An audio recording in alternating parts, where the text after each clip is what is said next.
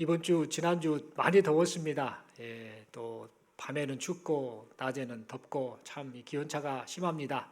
감기 조심하시고 또 요즘에도 감기 환자들도 많습니다만 건강 늘 이제 유의해 주시고, 그래서 신앙생활 하는데 하나님 앞에서 힘있게 살아가는데 지치지 않으시는 여러분이 되셨으면 좋겠습니다.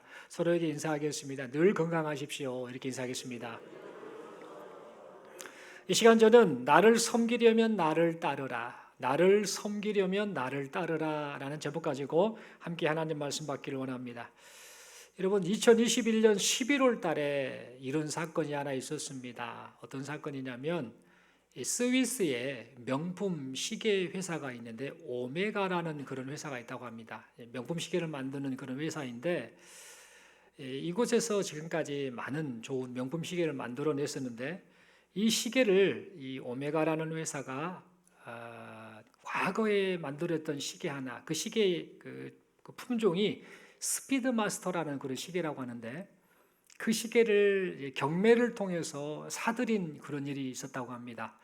2021년 11월 달에 있었는데, 이 자기네가 만든 시계가 과거에 팔렸다가 누군가가 사용이 됐는데, 이 시계를 다시 이제 경매를 통해 사게 됐는데, 이 경매를 통해서 사게 된 이 시계의 값이 얼마 정도 됐을까요? 여러분 한번 맞춰보시겠습니까? 10억. 와, 대단하신 분입니다만 통이 작으십니다. 얼마 정도 됐을까요? 경매 손목시계 하나 가격인데요. 10억보다 더 넘는데 1000억. 통이 너무 크십니다. 그냥 안 사고 맙니다. 1000억이면.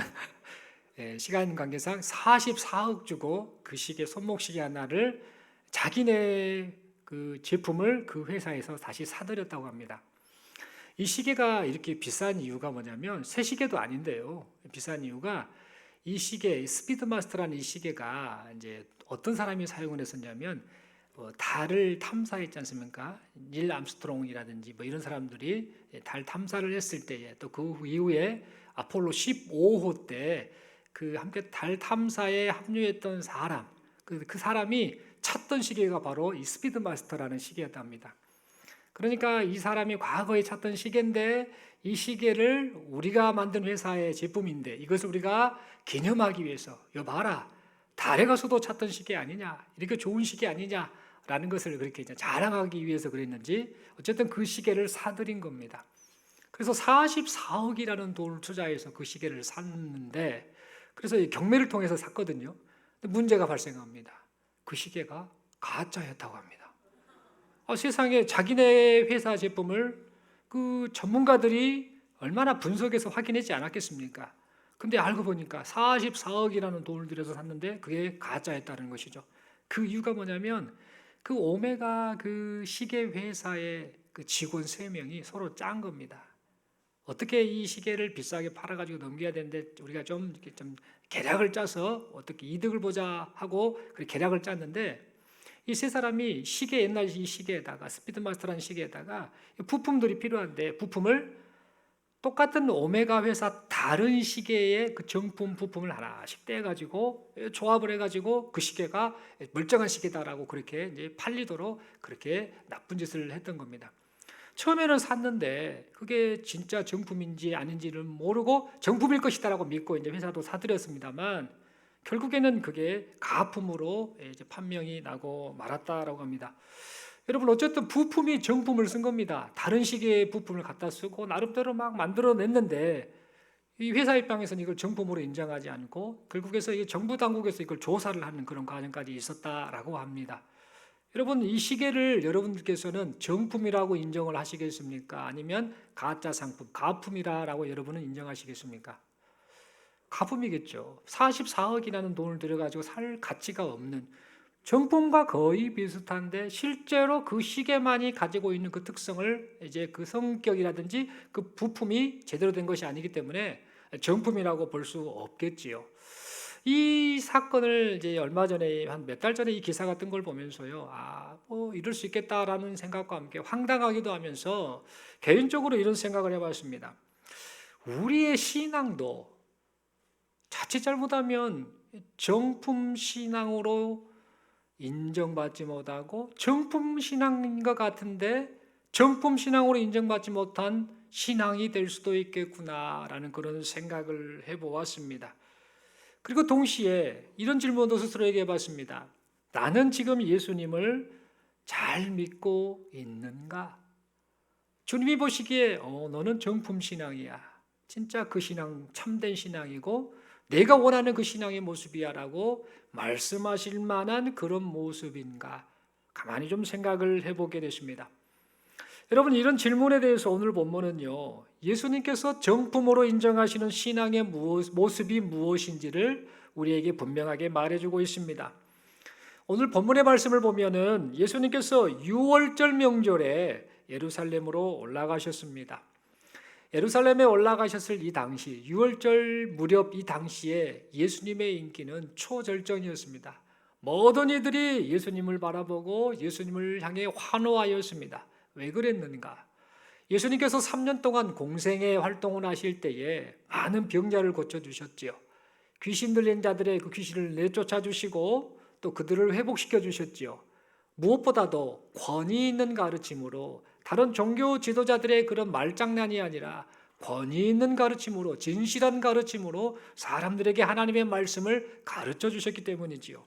뿐만 아니라 오병이어의 사건 아시죠? 7병이요 5병이요. 물고기 2마리, 떡 5개로 장정만 5천 명씩이나 먹였던 그 오병이어 사건과 같은 그런 기적을 베풀어 주시니까 사람들은 자연스럽게 예수님을 더 바라보게 되었고 또 예수님에 대해서 환호를 하게 되었습니다. 또 게다가 이 베단이라는 곳에서 이미 죽어버렸던 이 나사로라는 사람을 우리 예수님께서 살리셨다라는 소문까지 들리니까 또 그것을 목격했던 사람들이 있다 보니까 이 예수님의 인기는 하늘을 찌를 정도였습니다. 그래서 사람들은 이렇게 많은 기적과 가르침을 베푸시는 예수님, 이 예수님이 우리의 왕이 되신다라고 한다면 어떻게 되겠냐? 우리 인생 문제가 해결되겠지. 그리고 저분이 왕이 된다라고 한다면 지금 우리는 로마 압제로부터 지금 고통을 받고 있는데 그곳으로부터 우리는 해방될 것 아니냐라는 그런 부푼 그 마음, 꿈을 가지고 예루살렘으로 입성하시는 예수님을 향해 호산나 호산나 이제 구원하옵소서라고 그렇게 외치며 예수님을 향해 환호하였습니다. 그러니까 예수님께서 예루살렘으로 입성하실 때 이 모습은요, 어느 누가 봐도 너무나 영광스러운 모습이셨습니다. 그래서 이 영광스러운 이 예수님, 예루살렘에 입성하신 이 예수님을 많은 사람들이 만나기 위해서 그렇게 어떻게 하면 예수님을 만날 수 있을까라고 그렇게 생각을 하고 있었습니다.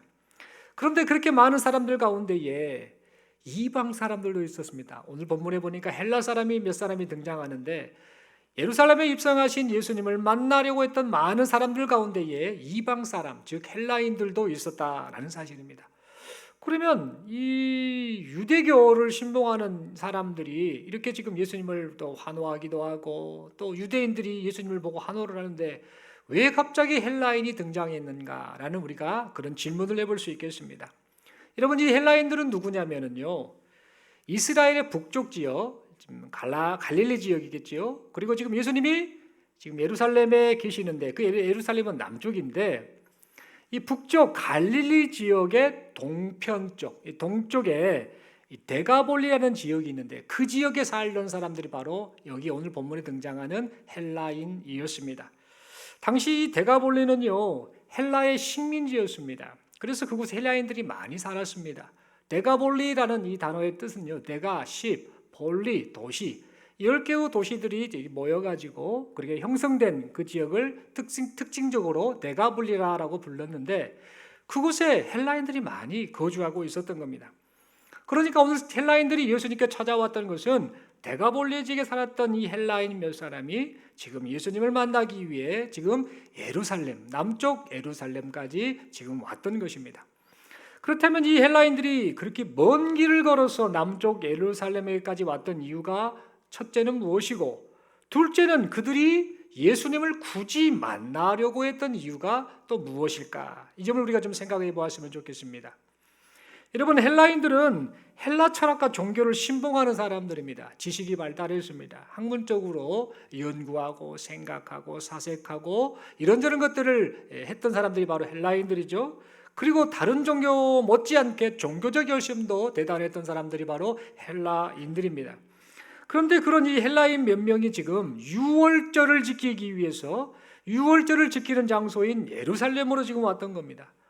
그러면 뭐 때문에 지금 예루살렘에 왔는가? 뻔한 겁니다. 다름이 아니라 헬라 종교를 따랐던 이 사람들이 유대교로 개종을 했기 때문에 그 유대교의 가르침을 따라 지금 예루살렘에 와서 유월절을 보내기 위해 그렇게 지금 그곳에 와 있었던 겁니다. 여러분, 이스라엘의 역사를 보면은요, 이방인들이 유대교로 개종해서 유월절 예배에 참여할 수 있게 된 것은 언제부터인가? 바로 솔로몬 왕 때부터입니다. 그때부터 허용이 된 겁니다. 그때부터 이방인들도 유월절에 함께 참여할 수 있다. 단 개종을 했을 경우에는 가능하다라는 이런 이 법령이 그때부터 주어졌던 겁니다.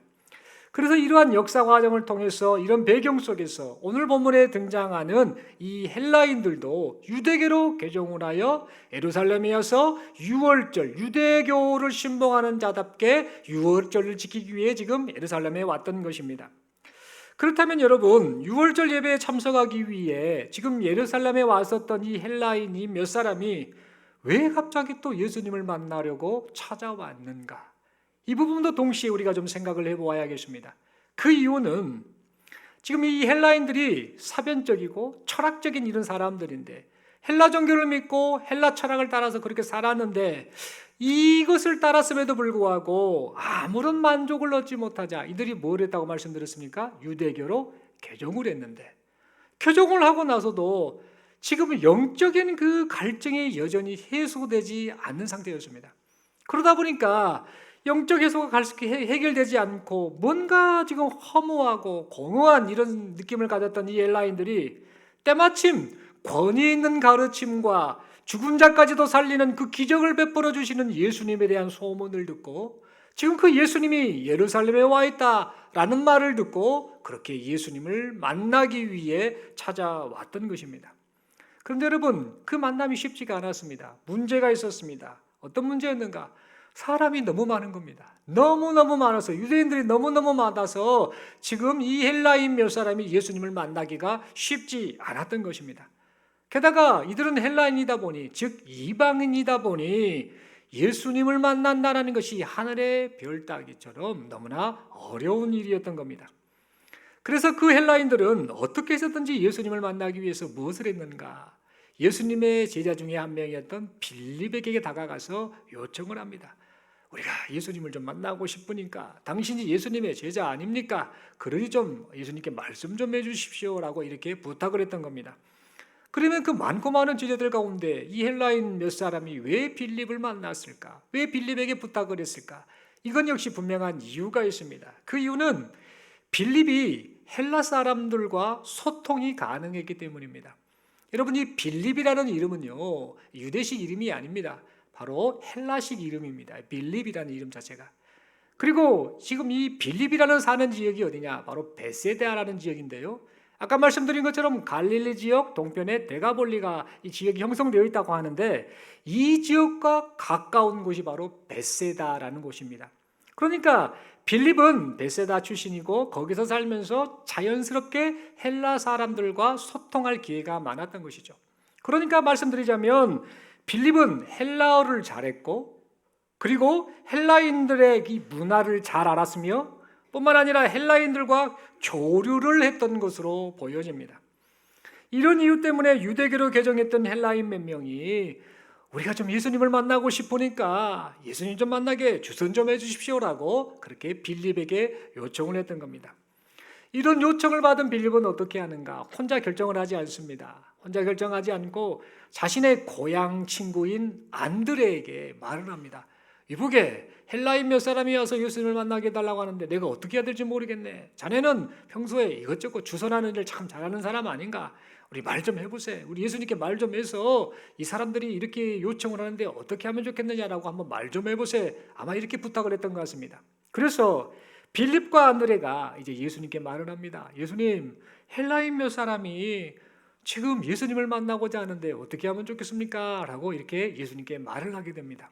그러자 이 빌립과 안드레가 헬라인 몇 사람이 예수님을 만나기 원한다라는 이 말을 할 때에 우리 예수님께서 이상한 말씀을 지금 하고 계심을 보게 됩니다. 처음에는 뭐 누구나 상상할 만한, 누구나 납득할 만한 그런 말씀을 하십니다. 헬라인들이 나를 찾아왔다고? 그래? 이제 인자가 영광을 얻을 때가 왔구나라고 그렇게 말씀을 하셨습니다. 그래서 예수님이 이렇게 말씀하시자 빌립과 안드레는 아마 속으로 이렇게 생각을 했을 겁니다. 그래요, 맞아요. 우리 예수님의 인기가 하늘을 찌를 정도로 높아져서 이제는 이방 사람들까지 지금 이렇게 예수님을 찾아오고 있어요. 예수님, 이제 예수님이 왕이 되셔서 권력을 가지고 출세와 성공 가도만을 달리시면 됩니다라고 그렇게 분명 속으로 생각을 했을 것입니다. 그런데 우리 예수님께서는 인자가 영광을 얻을 때가 왔구나라는 이 말씀을 하신 직후에 참 이상한 말씀을 하시기 시작했습니다.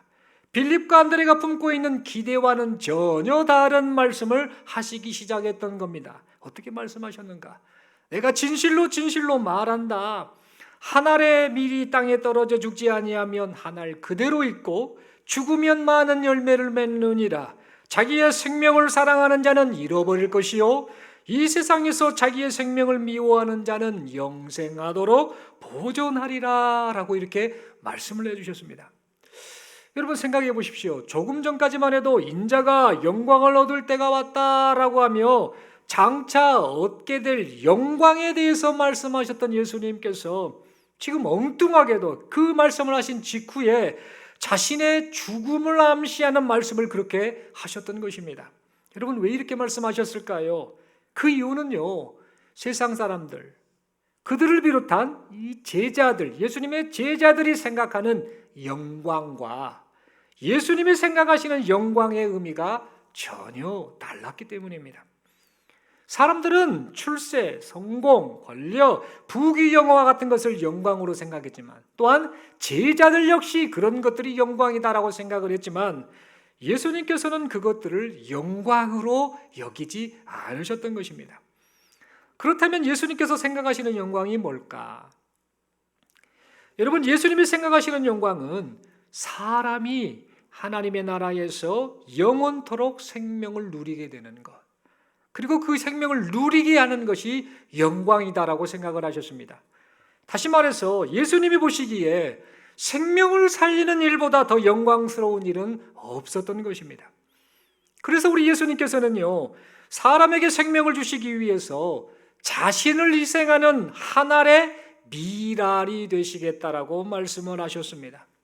한 알의 밀알이 땅에 떨어져서 썩어지고 죽어야만 많은 열매를 맺듯이 죄와 사망에 떨어진 인간을 구원하기 위해서 우리 예수님께서 고난당하시고 피를 흘리시고 죽으시겠다라고 그렇게 말씀을 하셨던 것입니다. 결국 이러한 점을 살펴볼 때에 예수님께서 인자가 영광을 얻을 때가 왔다라고 말씀하신 것은요, 이제 곧 십자가 고난을 당할 때가 왔다라는 그런 의미로 하셨던 말씀이었습니다. 여러분 실제로 우리 예수님께서는요, 이 말씀을 하신 며칠 후에 십자가 고난을 통해 인간에게 영원한 생명을 선물해 주셨습니다. 요한일서 5장 12절의 말씀대로 하나님의 아들이신 예수님을 믿고 바라보는 자에게 생명이 있게 되었습니다. 이 모든 것이 빌립보서 2장 8절의 말씀처럼 자기를 낮추사 사람이 되셔서 하나님의 뜻에 죽기까지 순종하신 예수님의 자기 희생 때문이었습니다. 여러분 이처럼 우리 예수님께서는요, 생명 살리는 일을 최고의 영광으로 생각하셨습니다. 그리고 가장 고귀한 일인 이 생명 살리는 일을 위해 자기 희생하는 것을 마다하지 않으셨습니다.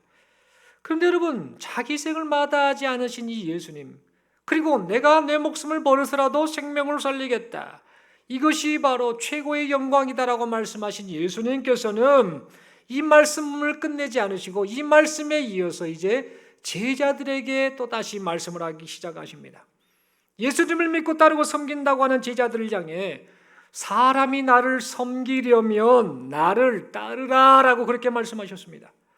여러분, 여기서 따르다라는 말은 헬라어로 아콜루데오라는 단어를 쓰고 있습니다. 아콜루데오라는 단어를 쓰고 있는데, 이 따르다라는 말로 번역된 이 아콜루데오라는 단어의 본래 의미는 어떤 의미냐면 같은 길에 함께 있다라는 뜻을 가지고 있습니다.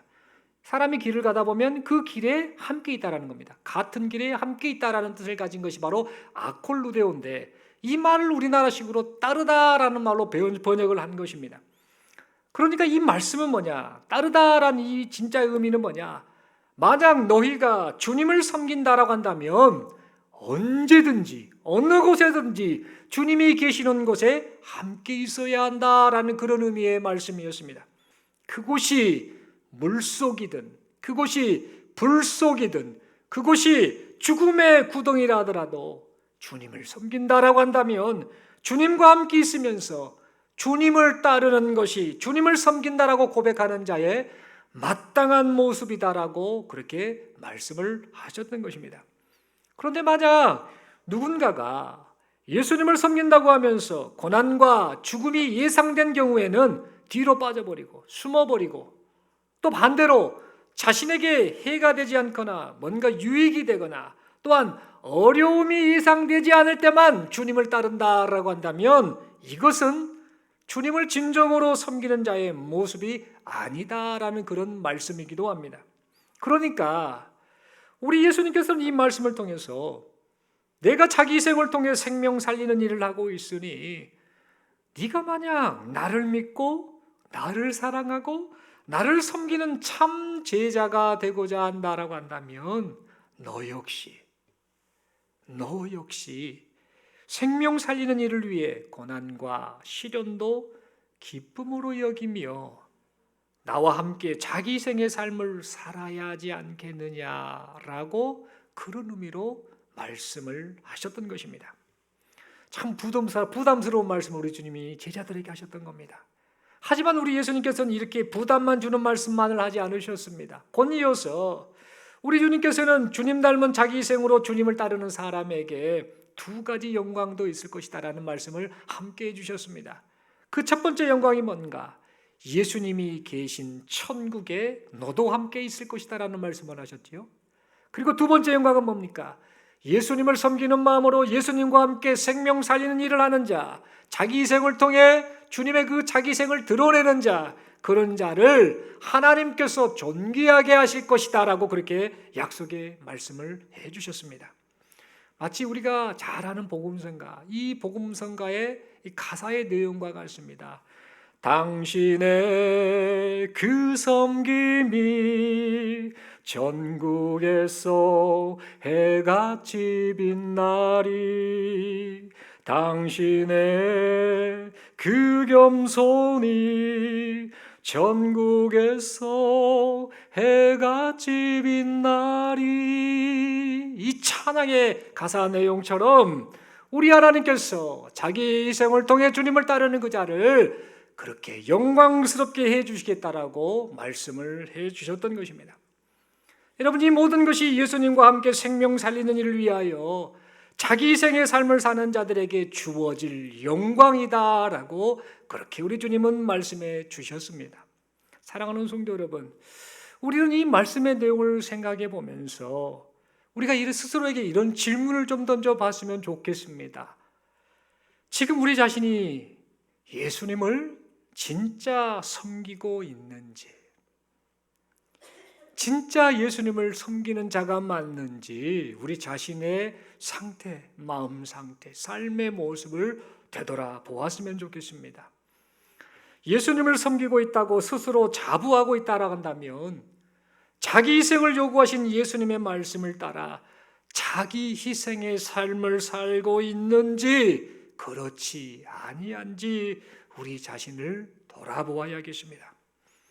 여러분, 지금 우리가 살고 있는 이 시대는요, 개인주의와 이기주의가 팽배해버린 그런 시대입니다. 개인주의와 이기주의 비슷한 말인데요, 조금 의미가 다릅니다. 이 개인주의는 뭡니까? 남에게 피해는 주지 않고 자기만을 위하는 것이고, 또 국어사전적으로 이기주의는 남에게 피해를 주면서까지 자기만을 위하는 그런 것을 말하겠지요. 중요한 특징은 뭐냐? 모든 온통 관심이 자기 자신입니다. 오늘날 사람들은 개인주의에 빠져 있으면서 개인주의 때문에 남들을 힘들게 하는 이기주의로까지 발전해버리는 그런 모습을 보이곤 있습니다. 그러니까 사람들의 관심은요, 온통 자기 자신에게 쏠려 있습니다. 남에는 관심도 갖지 않습니다. 남이야 죽든지 말든지 관심을 갖지 않습니다. 함께하는 사람들이 힘들든 말든지 상관하지 않습니다. 나만 좋으면 되고, 나만 만족하면 되고, 나만 기쁘면 되고, 나만 누리면 되고, 온통 관심이 온통 자기 자신에게만 쏠려 있는 그런 시대를 우리는 살고 있습니다. 그래서 자기 자신에게 유익이 되면은요, 그것에는 관심을 갖습니다. 자기가 관심 갖는 분야고 자기에게 도움이 되니까 그것에는 관심을 갖지요. 그러나 자신에게 유익이 없거나 자기에게 고생이 닥쳐오거나 자신에게 불편함이 있다라고 생각할 것 같으면 무관심해 버리는 것이 바로 오늘날 이 시대의 사람들의 모습 가운데 가장 많이 나타나는 그런 현상입니다. 그런데 여러분, 세상 사람들이 그런 모습을 보인다 할지라도 성도는 세상을 변화시키는 그런 임무를 가지고 하루하루를 살고 있으니 세상을 변화시키며 개인주의와 이기주의가 아니라 이타주의로 생명 살리는 일을 위해 그 영향을 발휘해야 될 이 성도들인데, 오늘날 거꾸로 세상의 개인주의와 세상의 이기주의의 영향을 성도들이 받고 있는 그런 현실임을 보게 됩니다. 그래서 신앙생활도 이런 식으로 하는 사람들이 갈수록 많아지고 있습니다. 신앙생활을 해도 개인주의와 이기주의 그 마음을 가지고 주님을 따른다라고 그렇게 행하는 사람들이 의외로 많아지고 있는 현실을 보게 된다라는 겁니다. 그래서 나 예수 믿어요, 나 예수 믿어요 라고 말을 하면서 이웃을 위해 주님 닮은 희생을 하려고는 하지 않는 사람들을 너무나 흔하게 보곤 합니다. 예수님을 통해 영광만을 얻으려고 하지 예수님과 함께 고난을 받으려고 하지 않는 사람들의 모습을 보곤 합니다. 여러분, 영어로 no cross, no crown이라는 단어 아실 겁니다. 한 번쯤은 들어보셨을 단어. 십자가가 없으면, 고난이 없으면 영광도 없습니다. 왕관도 없습니다. 그런데 사람들은 고난은 받기 싫어합니다. 그러면서도 영광은 받으려고 합니다. 이런 모습이 오늘날 교회 가운데 성도들의 모습 속에서 어찌 보면 설교하는 지금 제 모습 가운데 나타나고 있지는 않는가, 그런 생각을 해보게 됩니다. 생명 살리는 일이 귀한 일이라고 머리로는 잘 압니다. 입으로는 잘 떠들어대면서 말합니다. 그러면서도 생명 살리는 일을 위해 자기 희생은 하지 않는 모습이 지금 우리의 모습은 아닌가, 우리 자신을 돌아보게 됩니다. 여러분, 혹시 우리가 이런 모습이다라고 한다면 우리 주님이 우리를 보시고 뭐라고 말씀을 하실까요? 네가 나를 섬긴다고 하는데 나를 따르려고는 하지 않는구나. 섬기겠다라고 말을 하면서 왜 따르지 않느냐라고 이렇게 말씀하시지 않을까? 너는 지금 내가 짊어지고 가고 있는 이 십자가 위에 걸터 앉아서 천국만 가려고 할 뿐이지, 내가 너에게 명한 자기 희생이라는 십자가를 지고 나를 따라오려고는 하지 않는구나라고 그렇게 말씀을 하시지 않을까, 그런 생각을 해보게 됩니다. 그래서 만약 우리가 자기 희생이 없이 자기 만족과 자기 욕심 충족만을 추구하며 산다라고 한다면 이 모습을 보는 세상 사람들이, 우리의 이웃들이 우리를 향해 뭐라고 말하겠습니까? 당신은 진정 진리를 따르는 사람입니다. 당신은 진정 영생을 추구하는 사람이다라고 이렇게 말을 하겠습니까?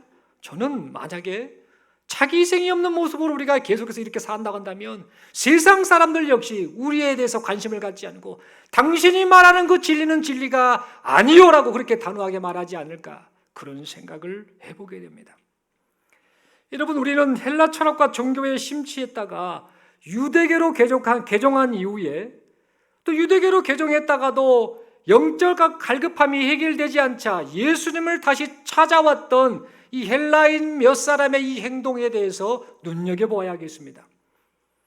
여러분, 지식적으로 고상했고 종교적으로 충만했던 이 헬라인들이 예수님을 그토록 만나기 원했던 것은 예수님의 권위 있는 가르침과 함께 가르치신 대로 실천하신 자기 희생의 삶이 세상의 다른 종교나 세상의 다른 사람들과는 분명히 달랐기 때문입니다.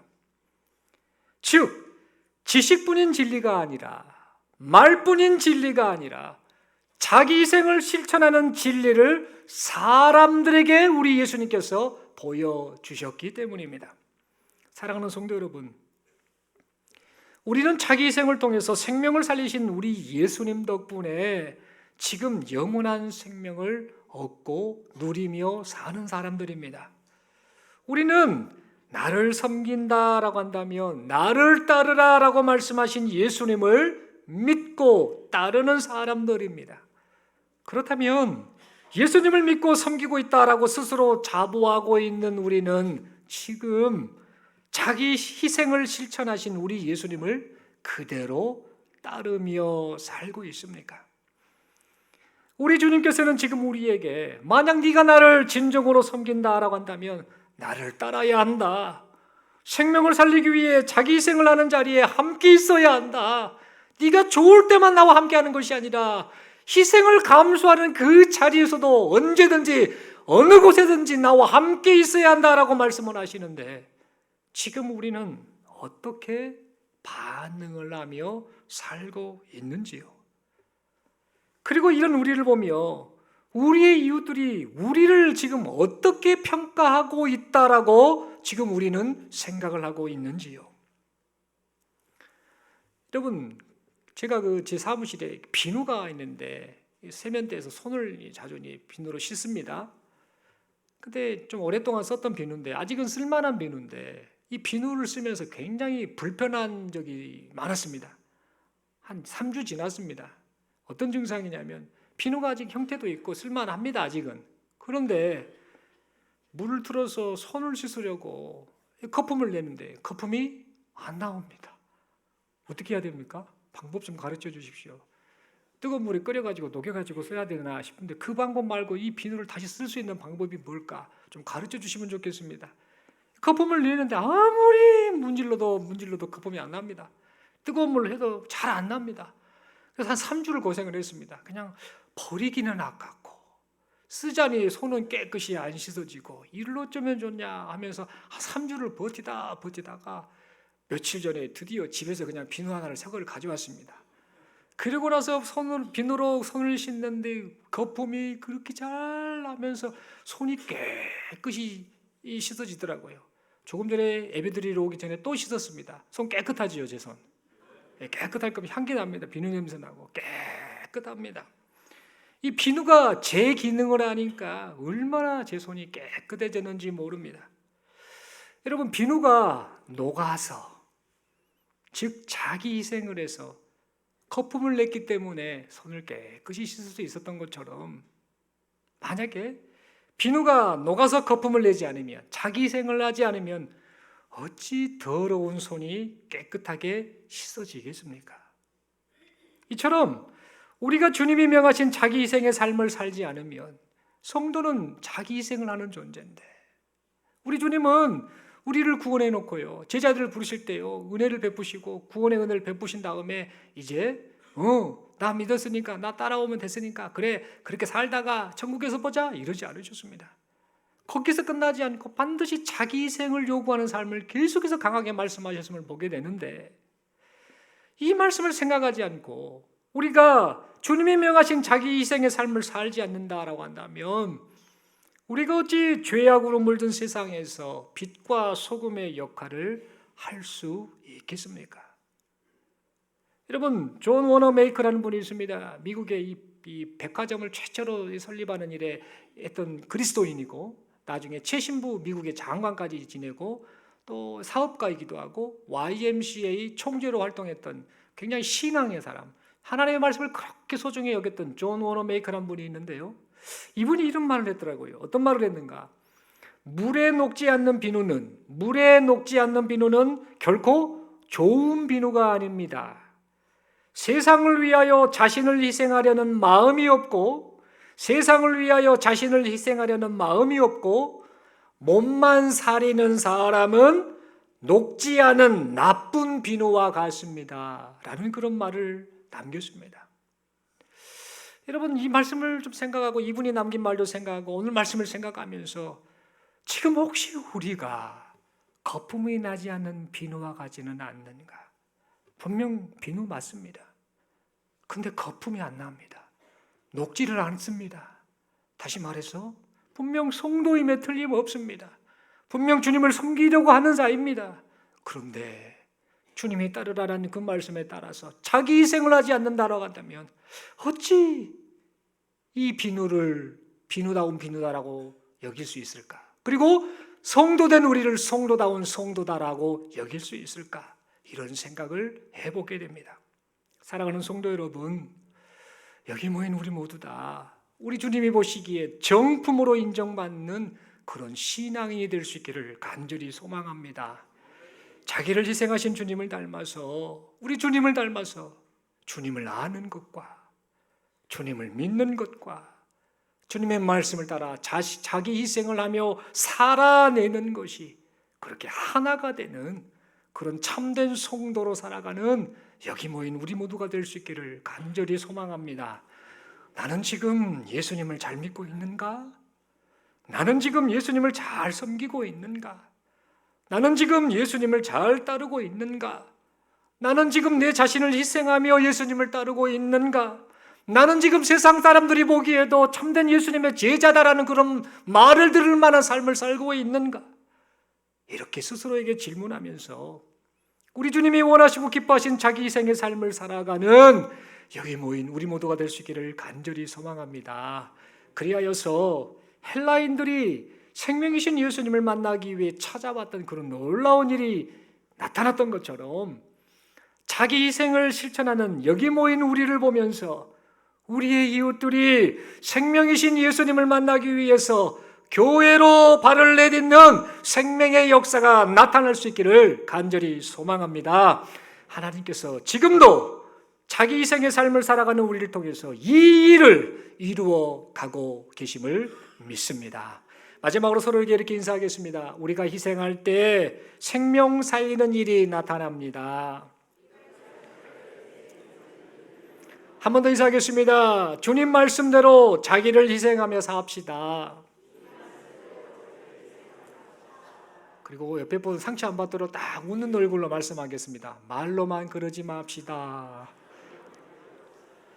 여러분, 진짜 말로만 그러는 사람 중에 하나가 저입니다. 목사들이 그래요, 목사들이. 그렇다고 해서 여러분보다 덜 경건하게 사는 것도 아니지만 사람이 그렇습니다. 말은 잘하네. 머리로 아는 거는 많은데, 그러면 아는 것과 믿는 것과 살아내는 것이 하나가 돼야 되지 않겠습니까? 오늘 이 말씀을 듣고 여러분의 그동안의 삶을 돌아보고 이제 이 시간 이후부터 하나님 앞에 결단했으면 좋겠습니다.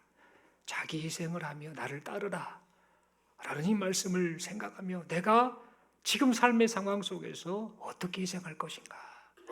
교회 공동체 안에서, 가정에서, 직장에서, 삶의 영역 속에서 어떻게 주님 닮은 자기 희생을 할 것인가 깊이 있게 생각하고 큰 것을 하려고 하지 말고 작은 것 하나부터 자기 희생하는 이 모습을 통해 이것을 실천함을 통해 우리 주변의 이웃들이 예수님께로 나오는 그런 놀라운 역사가 나타날 수 있기를 간절히 소망합니다. 기도드리겠습니다. 하나님 아버지 은혜를 감사합니다.